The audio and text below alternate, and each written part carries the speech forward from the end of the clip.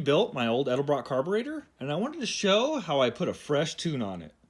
So stay tuned. I want to start with some basic concepts, some of which come straight from the Edelbrock manual. The basic function of a carburetor is to mix air and fuel. So understanding air to fuel ratios and how it relates to the function of the engine is vital. This is the first page of the Edelbrock manual, and it gives a great example of typical air-fuel ratios. This chart shows the relationship between power and fuel consumption and how the air-fuel ratios can be used to achieve a desired result. This one shows the volatility of certain air-fuel ratios. This is important because it shows just how hard it is to guess wide-open throttle air-fuel ratios. When it comes to the cruise circuit, it shows how a small change can make a big difference.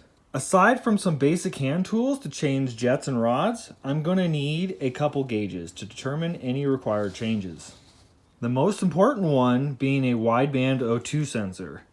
This will give me instant feedback as to what the air-fuel ratios of each circuit is. It can also be a great diagnostic tool, as it can tell me if my engine is getting too much or not enough fuel. In the past, it has helped me diagnose a failing fuel pump and fuel starvation and flooding issues related to fuel lines, filters, and float levels. I got mine years ago for about $200, and I can't recommend them enough. A vacuum gauge and a tachometer will tell me the engine's speed and load. This will help me determine the proper placement of the transition from circuit to circuit. After ensuring the timing and the fuel delivery are all set up properly, it's time to start tuning.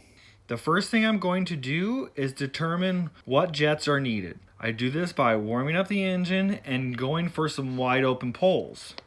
The goal is to have it stay as close to 12.5 as possible. The primary jets affect all other metering, so I will start with the primary and then go to the secondaries. When I am happy with the jets, I will start adjusting the cruise circuit.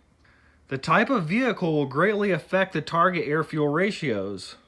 A daily driver will get a leaner tune than a Sunday driver.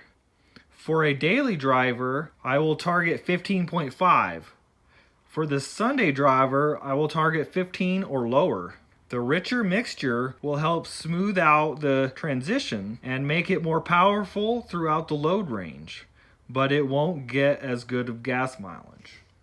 The metering rods consist of two numbers. The first number is the restriction for the cruise circuit.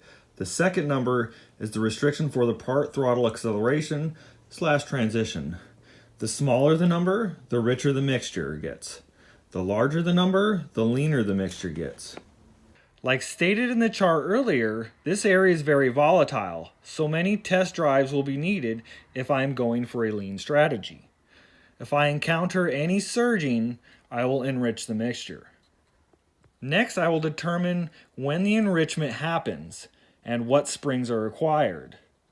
For gas mileage, I want it to stay in cruise mode while driving down a level freeway. For performance, it's more about how it feels.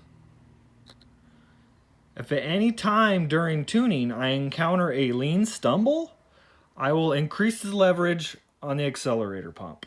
For the idle circuit, I will target 13. The idle circuit is the least consistent one, so many test drives will be needed for it to average 13. This circuit can easily fluctuate from 12 to 14. Anything outside these numbers will result in a poor idle. While finding a happy middle ground for the idle mixture, I will also be looking for a happy middle ground for the idle speed.